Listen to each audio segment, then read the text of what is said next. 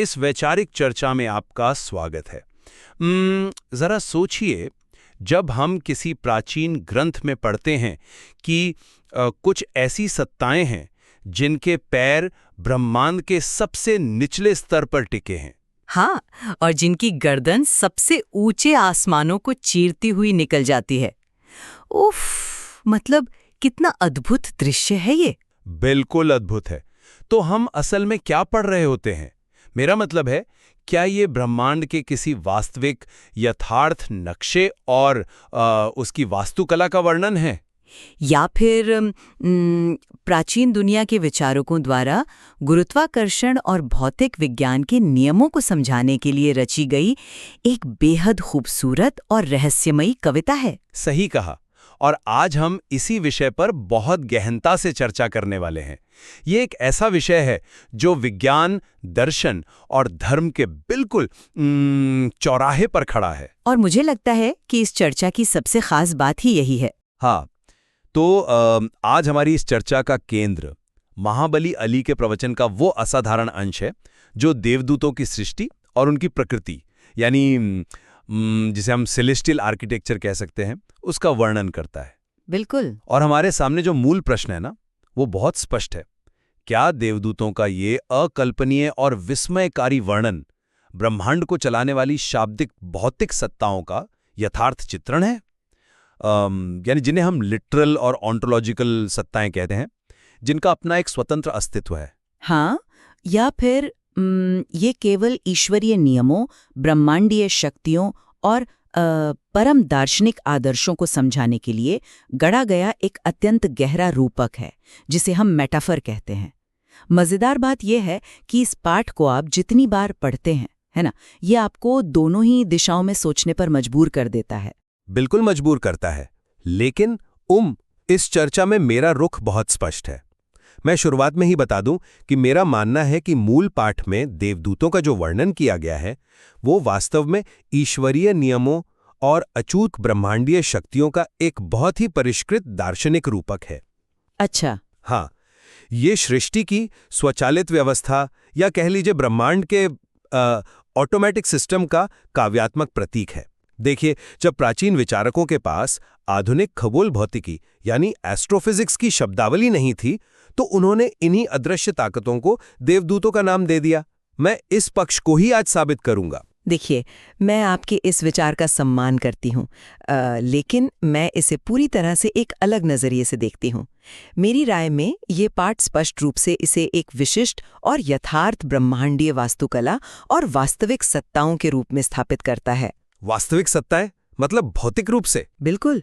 अगर हम इसे सिर्फ एक रूपक मान लें, तो हम उस विशाल ब्रह्मांडीय पदानुक्रम की असलियत को ही नकार रहे हैं। ये केवल विचारों की बात नहीं है, ये एक वास्तविक सजीव ब्रह्मांड का प्रशासन है। चलिए इस पर गहराई से बात करते हैं। मैं आपको बताता हूं कि मैं इसे रूपक क्यों मानता हूं। जब हम पाठ को ध्यान से पढ़ते हैं तो देवदूतों की कुछ बहुत ही अजीबोगरीब विशेषताओं का वर्णन मिलता है। जैसे पाठ कहता है कि उनके नेत्रों पर निद्रा का आवरण नहीं पड़ता, उनकी बुद्धि में कभी प्रमाद या लापरवाही नहीं होती, उनके शरीर में कभी शिथिलता नहीं आती और उन्हें विस्मरण या भूलने की तंद्रा नहीं घेरती। हाँ, पाठ में ये स्पष्ट लिखा है। अब जरा व्यवहारिक होकर सोचिए, कोई भी सचेतन प्राणी जिसके पास स्वतंत्र इच्छा है, वह थकता है, उसे विश्राम की आवश्यकता होती है ना? यह एक जैविक और मानसिक सत्य है। लेकिन हम यहाँ जैविक प्राणियों की बात थोड़ी ही कर रहे हैं। हम देवदूतों की बात कर रहे हैं जो प्रकाश या उच्चतर ऊर्जा से बने हैं। वही तो मेरा पॉइंट है। अगर वे जैविक नहीं हैं तो वे क्या हैं? मेरे विचार में ये विशेषताएं अचूक और अपरिवर्तनीय ब्रह्मांडीय नियमों के दार्शनिक प्रतीक हैं। इसे ऐसे समझिए, गुरुत्वाकर्षण कभी सोता नहीं है। हाँ। प्रकाश की गति कभी थकती नहीं है। ब्रह्मांड के नियम कभी अपना काम करना भूलते नहीं है। जब पाठ कह रहा है कि उन्हें नींद नहीं आती या वे थकते नहीं हैं, तो वे असल में ये समझा रहे हैं कि ब्रह्मांड को थामे रखने वाले नियम कितने अचूक और निरंतर हैं। क्या आपको नहीं लगता कि एक नियम को सजीव रूप में वर्णित करने का यह सबसे सटीक तरीका है? देखिए, आपकी ये तुलना गुरुत्वाकर्षण और देवदूतों की नींद न आने के बीच सुनने में तो बहुत आकर्षक लगती है। हाँ, क्योंकि वो तार्किक है। लेकिन रुकिए, मुझे यहाँ आपसे थोड़ी असहमति जतानी होगी। आप इस पाठ के केवल उस हिस्से को देख रहे हैं जो आपकी मशीनी ब्रह्मांड वाली थ्योरी में फिट बैठता है। ऐसा क्यों कह रही हैं आप? क्योंकि अगर हम इसे इतनी ही आसानी से केवल एक रूपक मान लें तो हम पाठ की भाषाई गहराई को पूरी तरह से नष्ट कर देंगे। पाठ बहुत स्पष्ट रूप से कहता है कि परमेश्वर ने उच्च आकाशों के मध्य के अवकाश को विस्तृत किया और उन्हें वहां स्थापित किया। अवकाश यानी स्पेस को विस्तृत किया। बिल्कुल, अवकाश ये एक स्थानिक वास्तविकता, एक स्पेशियल रियलिटी का संकेत है। स्पेस में जगह बनाई गई है। और इससे भी महत्वपूर्ण बात, पाठ उनके विशिष्ट और गतिशील कार्यों का वर्णन करता है। वे दिव्य संदेश के विश्वस्त वाहक हैं, परमेश्वर के सेवकों के रक्षक हैं और परम धाम के द्वारों के पालक हैं। हाँ, ये कार्य तो बताए गए हैं। अब आप ही बताइए, क्या गुरुत्वाकर्षण या ऊष्मागतिकी के नियम किसी संदेश की रक्षा कर सकते हैं? सीधे तौर पर तो नहीं। क्या गुरुत्वाकर्षण किसी द्वार का रक्षक हो सकता है? नहीं। एक नियम केवल प्रतिक्रिया करता है, उसका कोई इरादा नहीं होता, कोई इंटेंशन नहीं होता। लेकिन रक्षक होना, संदेश ले जाना, ये इरादे और चेतना की मांग करता है। ये विवरण एक वास्तविक ब्रह्मांडीय प्रशासन को दर्शाता है, किसी ठंडे भौतिक नियम को नहीं। आपकी ये बात कि नियमों का कोई इरादा नहीं होता, ये वाकई सोचने पर मजबूर करती है। लेकिन मैं इसे पलट कर देखना चाहूंगा। आइए उसी बिंदु पर थोड़ा और रुकते हैं, जिसे पाठ के शुरुआत में बहुत प्रमुखता से रखा गया है। किस बिंदु पर? उनकी शाश्वत अवस्था, या कह लें उनका स्टैटिक स्टेट। पाठ कहता है कि उनमें से कुछ ऐसे हैं जो सदा साष्टांग दंडवत में लीन हैं, जो कभी उठते नहीं, और कुछ ऐसे हैं जो सदा नतमस्तक हैं, जो कभी सीधे नहीं खड़े होते। हाँ, ये उनके समर्पण का सबसे ऊंचा स्तर है। लेकिन जरा सोचिए, अगर हम मान लें कि वे वास्तविक सचेतन प्राणी हैं, जैसा कि आप तर्क दे रही हैं, तो क्या ये अवस्था बहुत ही अजीब और विरोधाभासी नहीं लगती? एक सचेतन प्राणी जो अनंत काल तक, मतलब करोड़ों वर्षों तक केवल एक ही स्थिति में जमा हुआ है। ऐसी शाश्वत और गतिहीन अवस्था उन्हें निर्जीव वस्तुओं या स्वचालित मशीनों के ही तो समान बना देती है। चेतना का अर्थ ही है बदलाव, अनुभव और गति। अगर वे कभी अपनी जगह से नहीं हिलते, तो क्या ये इस बात का अकाट्य प्रमाण नहीं है कि वे केवल ब्रह्मांड के स्थिर, अपरिवर्तनीय नियमों के प्रतीक मात्र हैं? मैं समझ रही हूं कि आप उस अनंत ठहराव को निर्जीवता से क्यों जोड़ रहे हैं। इंसानी नजरिए से जो हिलता डुलता नहीं, वो मृत या मशीनी ही लगता है। बिल्कुल। लेकिन यहाँ हमें अपने इंसानी चश्मे को उतारना होगा। आपने पाठ के उस हिस्से को तो उजागर किया जो उनकी शाश्वत मुद्रा को दर्शाता है, लेकिन क्या आपने आगे पढ़ा?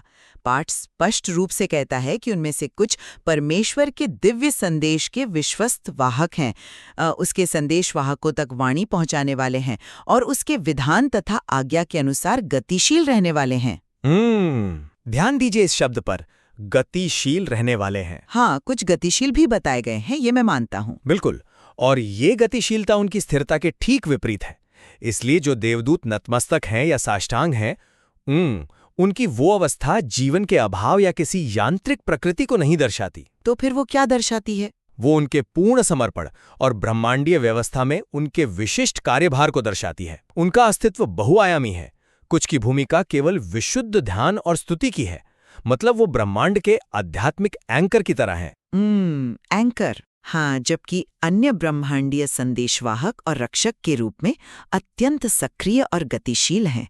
इसे एक विशाल साम्राज्य की तरह सोचिए।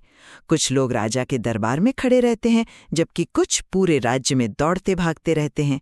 ये एक सजीव व्यवस्था है। ठीक है, मैं मानता हूं कि पाठ में गति और स्थिरता दोनों का जिक्र है, और मैं ये भी मानता हूं कि संदेशवाहक होना किसी चेतन इकाई की तरह लगता है। लेकिन जब पाठ गतिशील रहने वाले या संदेशवाहक की बात करता है, तो क्या हम इसे ब्रह्मांडीय ऊर्जाओं के रूप में नहीं देख सकते? ब्रह्मांडीय ऊर्जाएं? हाँ, जैसे प्रकाश पूरे ब्रह्मांड में कारण और प्रभाव का संदेश ले जाता है, मतलब वो भी तो एक तरह का संदेशवाहक ही हुआ ना। ये एक दिलचस्प तरीका है इसे देखने का। लेकिन चलिए इस बहस को थोड़ा आगे बढ़ाते हैं और उस हिस्से पर आते हैं जो शायद इस पाठ का सबसे विस्मयकारी और सबसे जटिल हिस्सा है, उनका भौतिक और स्थानिक आयाम। आप कह रही हैं कि ये एक यथार्थ ब्रह्मांडीय वास्तुकला है। हाँ, बिल्कुल। और पाठ इस वास्तुकला का ऐसा विवरण देता है जो सचमुच मानवीय कल्पना की सीमाएं तोड़ देता है।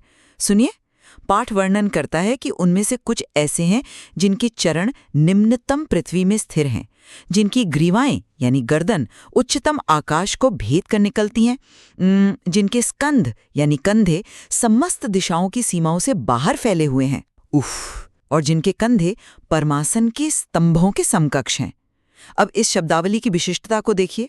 चरण, ग्रीवाएं, स्कंध, ये अत्यंत विशिष्ट और स्थानिक भाषा है। ये स्पष्ट रूप से एक भौतिकता को स्थापित करती है। लेकिन क्या इतनी विशाल भौतिकता संभव है? मतलब जरा सोचिए। यही तो बात है। ये उस पैमाने की भौतिकता है जिसे हम अपनी सीमित मानवीय दृष्टि या अपनी दूरबीनों से समझ नहीं सकते। ये एक यथार्थ और विस्मयकारी वास्तुकला का निर्माण करती है। और ये हमें बताता है कि ब्रह्मांड केवल खाली वैक्यूम या खाली जगह नहीं है, बल्कि ये इन विशाल ऑन्टोलॉजिकल अस्तित्वों द्वारा धारण किया गया है। वे सचमुच इस ब्रह्मांड के ढांचे को थामे हुए हैं। जरा रुकिए। आप ठीक उसी विवरण का उपयोग कर रही हैं जो मेरे रूपात्मक सिद्धांत को सबसे ज्यादा मजबूत करता है। अच्छा, वो कैसे? जरा उस पंक्ति पर दोबारा ध्यान दीजिए जो आपने अभी कही, जिनके स्कंध समस्त दिशाओं की सीमाओं से बाहर फैले हुए हैं। दिशाओं की सीमाओं से बाहर, इसका मतलब क्या है? इसका मतलब उनकी विशालता है। नहीं, देखिए, जो चीज समस्त भौतिक दिशाओं यानी उत्तर, दक्षिण, पूर्व, पश्चिम, ऊपर, नीचे, इन सीमाओं को ही पार कर जाए, वो भौतिक वास्तविकता के नियमों को ही तोड़ देती है। वो चीज भौतिक हो ही नहीं सकती। आप ऐसा क्यों मानते हैं कि वो भौतिक नहीं हो सकती? क्योंकि भौतिक होने की पहली शर्त ही ये है कि उसका कोई स्थान हो, कोई दिशा हो। यदि कोई सत्ता दिशाओं से परे है, तो वो स्थानिक या स्पेशियल कैसे हो सकती है? ये अतिशयोक्तिपूर्ण भाषा है, यानी हाइपरबोलिक लैंग्वेज है। मैं इसे अतिशयोक्ति नहीं मानती, लेकिन ये स्पष्ट रूप से ब्रह्मांड में उनकी सर्वव्यापी पहुंच, उनके प्रभाव और ईश्वरीय शक्ति की असीमता को समझाने का एक महाकाव्यी रूपक है। जब वे कहते हैं कि पैर सबसे निचली पृथ्वी में है और गर्दन सबसे ऊंचे आसमान में, तो वे असल में ये कह रहे हैं कि इस ब्रह्मांडीय नियम का प्रभाव हर जगह है, माइक्रो लेवल से लेकर मैक्रो लेवल तक। आपके इस बात में एक बहुत खूबसूरत दार्शनिक तर्क है, मैं ये मानती हूँ। हाँ, मैं ये भी मानती हूँ कि दिशाओं की सीमाओं से बाहर होना सामान्य भौतिकी के खिलाफ है, लेकिन इसका अर्थ ये नहीं है कि उनका अस्तित्व ही नहीं है या वे केवल अमूर्त विचार हैं। तो फिर वो क्या है? इसका सीधा सा अर्थ यह है कि उनकी सत्ता हमारी त्रि-आयामी यानी 3 डायमेंशनल समझ से परे है। वे उच्चतर आयामों के प्राणी हैं, हायर डायमेंशंस। जैसे अगर कोई 2 आयामी दुनिया हो, एक 2D वर्ल्ड, तो उसके लिए 3 आयामी चीज दिशाओं से बाहर ही होगी, है ना? ये एक बहुत ही दिलचस्प काउंटर आर्ग्यूमेंट है। हायर डायमेंशंस का तर्क अच्छा है, लेकिन पाठ आगे एक और बात कहता है। पाठ कहता है कि उनके और उनसे नीचे के प्राणियों के बीच महिमा के पर्दे और सामर्थ्य के आवरण तने हुए हैं। हाँ, पर्दे तने हुए हैं। अब मुझे बताइए, क्या हम सच में ये मानने वाले हैं कि अंतरिक्ष में कहीं कोई वास्तविक सूती कपड़े या किसी मटेरियल के पर्दे लटके हुए हैं? नहीं ना? जाहिर है, कपड़े के पर्दे नहीं हैं। हाँ, तो ये स्पष्ट रूप से एक आध्यात्मिक या तत्वमीमांसीय दूरी, एक मेटाफिजिकल डिस्टेंस का रूपक है। ये उस सीमा को दर्शाता है जहां मानवीय ज्ञान समाप्त होता है और असीम ब्रह्मांडीय सत्य शुरू होता है। ये एक ज्ञान की सीमा है, कोई भौतिक पर्दा नहीं है। मैं आपको यहाँ थोड़ा रोकना चाहूंगी। जब आप महिमा के पर्दे और सामर्थ्य के आवरण को केवल हमारी अज्ञानता या ज्ञानोमीमांसीय सीमा का प्रतीक मान लेते हैं, तो आप इस पाठ की वास्तुकला को कम करके आंक रहे हैं। कम आंक रहा हूं?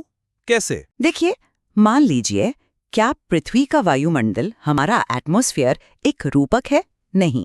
जाहिर है, वो एक भौतिक वास्तविकता है। बिल्कुल। प्राचीन विचारकों के अनुसार और इस प्रवचन के संदर्भ में ये पर्दे वास्तविक ऊर्जा क्षेत्र या आयामी सीमाएं हैं, एनर्जी फील्ड्स। ये निम्नतर प्राणियों को, जैसे कि हम, उच्चतर देवदूतों की प्रचंड और भस्म कर देने वाली उपस्थिति से बचाते हैं। अच्छा, एक शील्ड की तरह। हाँ, यह एक यथार्थ संरचनात्मक आवश्यकता है। ठीक वैसे ही जैसे ओजोन लेयर हमें सूर्य के घातक ब्रह्मांडीय विकिरण से बचाता है। ये केवल एक काव्यात्मक विचार नहीं है कि हम ज्ञान में उनसे दूर हैं। ये ब्रह्मांडीय प्रशासन का एक आवश्यक सुरक्षा आवरण है। उफ, ऊर्जा क्षेत्रों और ओजोन लेयर की यह तुलना बहुत ही प्रासंगिक है। मैं इसे स्वीकार करता हूं। आपने इसे बहुत अच्छे से समझाया। लेकिन अब मैं इस चर्चा को उस दिशा में ले जाना चाहता हूं जो मेरे हिसाब से इस पाठ का चेकमेट है। अच्छा, चेकमेट? हाँ, क्योंकि जब हम इस पाठ के बिल्कुल अंतिम हिस्से पर पहुंचते हैं तो मेरा मानना है कि दार्शनिक रूपक का पलड़ा स्पष्ट रूप से भारी हो जाता है। ये अंतिम भाग विशुद्ध ज्ञानापिमासा से जुड़ा है, यानी एपिस्टेमोलॉजी। वे चीजों को कैसे जानते और समझते हैं। पाठ कहता है कि ये देवदूत अपने स्वामी की कल्पना किसी आकृति में नहीं करते। वे उस पर सृजित प्राणियों की विशेषताएं नहीं लगाते। वे उसे किसी स्थान में सीमित नहीं करते और वे उसकी ओर किसी सदृश वस्तु से संकेत नहीं करते। हाँ, ये सचमुच इस पूरे पाठ का सबसे गहरा दार्शनिक चरमोत्कर्ष है। बिल्कुल, और मेरा तर्क यह है कि ये कोई सामान्य चेतना नहीं है। ये परम और विशुद्ध एकेश्वरवादी दार्शनिक समझ का वो चरम स्तर है जिसे प्राप्त करना किसी भी रचित, सचेतन और भावनात्मक प्राणी के लिए लगभग असंभव है। आप ऐसा क्यों कहते हैं? क्योंकि हम इंसान या कोई भी प्राणी जो सोचता है वो आकृतियों, स्थानों और तुलनाओं के माध्यम से ही सोचता है। हमारा दिमाग वैसे ही काम करता है। बिना रूप या स्थान के किसी सत्ता को समझना विशुद्ध अमूर्त विचार है, प्योर एब्स्ट्रैक्ट थॉट। इसलिए मेरी दलील यह है कि देवदूत स्वयं इसी विशुद्ध विचार या वैचारिक आदर्श के प्रतीक हैं। वे कोई अलग प्राणी नहीं है, वे उसी परम सत्य के प्रतिबिंब हैं जो मानवीय अवधारणाओं की सीमाओं से पूरी तरह मुक्त है। मैं आपकी बात को गहराई से समझ रही हूँ। ये सच है कि उनकी बौद्धिक समझ विशुद्ध और दोष रहित है। वे ईश्वर को वैसे ही समझते हैं जैसा उसे समझा जाना चाहिए, बिना किसी रूप या भौतिक सीमा के। बिल्कुल। लेकिन, और एक बहुत बड़ा लेकिन है, आप केवल उनकी सोच को देख रहे हैं, उनके व्यवहार को नहीं। पाठ में इस विशुद्ध दार्शनिक समझ को एक अत्यंत गहरी, भावनात्मक और श्रद्धापूर्ण अवस्था के साथ जोड़ा गया है। आप किस हिस्से की ओर संकेत कर रही हैं? व्यवहार से आपका क्या तात्पर्य है? मैं ठीक उसी परिच्छेद के पहले वाले वाक्यों की ओर इशारा कर रही हूँ। पाठ स्पष्ट कहता है कि ये परम ज्ञान रखने वाले देवदूत उसके सामने नेत्र नीचे झुकाए रहते हैं, अपने पंखों को उसके नीचे लपेटे हुए हैं। अब जरा इस छवि पर विचार कीजिए। पंखों को लपेटना और नेत्रों को झुकाना, ये क्या है? ये एक अत्यंत सचेतन, रचित प्राणी के विस्मय, भय, श्रद्धा और परमेश्वर के प्रति उसके प्रत्यक्ष व्यक्तिगत संबंध को दर्शाता है। एक विशुद्ध दार्शनिक सिद्धांत या ब्रह्मांडीय नियम कभी विस्मय महसूस नहीं करता। मतलब आप कह रही हैं कि भावनाएं चेतना का प्रमाण है? बिल्कुल। गुरुत्वाकर्षण या ऊष्मागतिकी के नियम अपने रचयिता के सामने खौफ से अपने पंख नहीं लपेटते। उन्हें कोई विस्मय नहीं होता। एक विचार या आदर्श कभी अपनी आंखें नीची नहीं करता। ये व्यवहार एक जीवंत चेतना का अकाट्य प्रमाण है, ना कि किसी ठंडे दार्शनिक सिद्धांत का। उनकी समझ भले ही कितनी भी अमूर्त और विशुद्ध हो, लेकिन उनका अस्तित्व, उनका विस्मय और उनका समर्पण पूरी तरह से सजीव और ओंटोलॉजिकल हैं। वो महसूस करते हैं।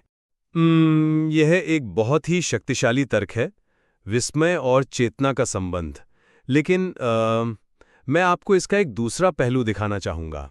जी, बताइए। जब हम साहित्य या काव्य में कहते हैं कि सूरज ने बादलों के पीछे अपना चेहरा छुपा लिया या पेड़ हवा में झुककर तूफान को सम्मान दे रहे हैं, तो क्या हम सच में ये मानते हैं कि पेड़ों में सम्मान की भावना है? नहीं। नहीं ना।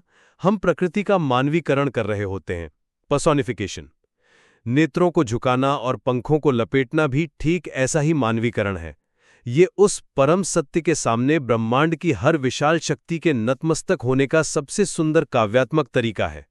यह पाठ हमें ये बता रहा है कि सबसे असीम ब्रह्मांडीय शक्तियां भी उस एक ईश्वरीय स्रोत के पूरी तरह अधीन हैं। देखिए, मैं सहमत हूँ कि साहित्य में मानवीकरण का उपयोग होता है। हाँ, लेकिन जब हम हर चीज को केवल मानवीकरण कहकर खारिज कर देते हैं, तो हम अक्सर पाठ के रचयिता के मूल इरादे को नज़रअंदाज कर देते हैं। महाबली अली का यह प्रवचन केवल साहित्य या कविता नहीं है, यह एक धर्मशास्त्रीय और ब्रह्मांडीय व्याख्या है। जब वे कहते हैं कि देवदूतों की ग्रीवाएं उच्चतम आकाश को भेदती हैं और वे अपने पंख लपेटे हुए हैं, तो वे अपने श्रोताओं को एक ऐसी वास्तुकला से परिचित करा रहे हैं जो यथार्थ में मौजूद है। लेकिन फिर वही बात, वो यथार्थ हमारी समझ से बाहर क्यों है? क्योंकि वह हमसे उच्चतर है। यह सत्य है कि यह हमारी त्रिआयामी भौतिक समझ से परे है, लेकिन समझ से परे होने का अर्थ काल्पनिक या रूपक होना नहीं होता। क्वांटम फिजिक्स भी हमारी रोजमर्रा की समझ से परे है, लेकिन वो यथार्थ है ना? यह एक उच्चतर सत्तामूलक वास्तविकता है जिसे हम केवल इन मानवीय शब्दों के माध्यम से आंशिक रूप से समझ सकते हैं। पंख लपेटना केवल कविता नहीं है, यह एक उच्चतर आयाम के प्राणी का अपने रचयिता के प्रति वास्तविक समर्पण है। उफ, ये वाकई एक ऐसा विषय है जहां विज्ञान, दर्शन और धर्म एक दूसरे के साथ पूरी तरह उलझ जाते हैं। तो चूंकि हम इस पर बहुत गहनता से चर्चा कर रहे हैं, अब हम एक ऐसे बिंदु पर आ गए हैं जहां हमें अपनी अपनी स्थितियों को सारांशित करना चाहिए। बिल्कुल, मेरा दृढ़ विचार यही बना हुआ है कि इस असाधारण पाठ में देवदूतों का जो वर्णन है, चाहे वो उनकी निद्रा विहीनता हो, उनकी गतिहीनता हो, दिशाओं की सीमाओं से परे उनका विशाल आकार हो, या ईश्वर के प्रति उनकी विशुद्ध अमूर्त समझ हो, ये सब ईश्वरीय शक्तियों और ब्रह्मांड के अचूक नियमों का सबसे परिष्कृत दार्शनिक रूपक है। ये पाठ हमें ये समझाता है कि ब्रह्मांड केवल एक अंधी मशीन नहीं है, बल्कि यह एक उद्देश्यपूर्ण, अचूक और आध्यात्मिक रूप से संचालित प्रणाली है। और इस प्रणाली की अचूकता को समझाने के लिए जिस भाषा का उपयोग किया गया है, वह अनिवार्य रूप से प्रतीकात्मक और काव्यात्मक है। और मैं अपने इस रुख पर पूरी तरह कायम हूँ कि यह पाठ वास्तव में एक अकल्पनीय लेकिन यथार्थ ब्रह्मांडीय वास्तुकला का विस्तृत विवरण है। यह केवल भौतिक नियमों का मानवीकरण या मेटाफर नहीं है, बल्कि यह एक वास्तविक ईश्वरीय दरबार और एक सजीव ब्रह्मांडीय प्रशासन का चित्रण है। हाँ, वे सचेतन सत्ताएं हैं जो संदेश लाती हैं, रक्षा करती हैं, जो श्रद्धा में विस्मय से भरे हुए अपने पंख लपेटती हैं और जिनकी सत्ता सचमुच निम्नतम पृथ्वी से लेकर उच्चतम आकाश तक फैली हुई है। अगर हम इस पाठ को केवल एक रूपक मान लेते हैं, तो मेरी राय में हम उस सत्तामूलक वास्तविकता और उस असीम ब्रह्मांडीय पदानुक्रम को खो देते हैं जो ये पाठ हमें जगाना चाहता है। हम भले ही इस बात पर असहमत हों कि वे सत्ताएं रूपक हैं या यथार्थ, लेकिन इस वैचारिक मतभेद के बावजूद मैं मानता हूं कि एक बिंदु ऐसा है जहां हम दोनों पूर्णतः सहमत हैं। निसंदेह है, और वो यह है कि यह प्राचीन पाठ मानव बुद्धि की चरम सीमाओं को चुनौती देता है। बिल्कुल, चाहे हम इसे रूपक माने या यथार्थ, ये सृष्टि के विशालता और परमेश्वर की महिमा का एक अत्यंत शक्तिशाली, दिमाग को झकझोर देने वाला और विस्मयकारी चित्र प्रस्तुत करता है। ये पाठ हमारा अहंकार तोड़ता है और हमें ये स्वीकार करने पर मजबूर करता है कि इस ब्रह्मांड में बहुत कुछ ऐसा है जो हमारी रोजमर्रा की समझ और हमारी छोटी सी दुनिया से बहुत बड़ा और महान है। बिल्कुल सही कहा आपने। इस पाठ की गहराई वाकई ऐसी है कि सदियों के अध्ययन, विज्ञान की प्रगति और अनगिनत बहसों के बाद भी ब्रह्मांड और इन देवदूतों की प्रकृति को पूरी तरह समझने के लिए इसमें अभी भी कई परतें बाकी हैं। ये एक ऐसा अथाह सागर है जिसका पानी कभी खत्म नहीं होता।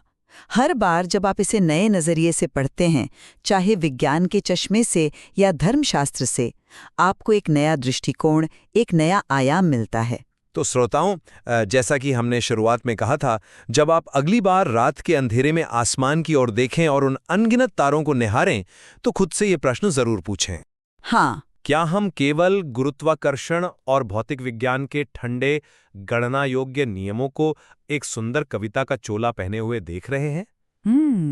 या फिर क्या हम एक ऐसे जीवंत, श्वास लेते हुए ब्रह्मांडीय पदानुक्रम को देख रहे हैं जिसके विशाल पंख सचमुच अंतरिक्ष की अनंत गहराइयों में लिपटे हुए हैं?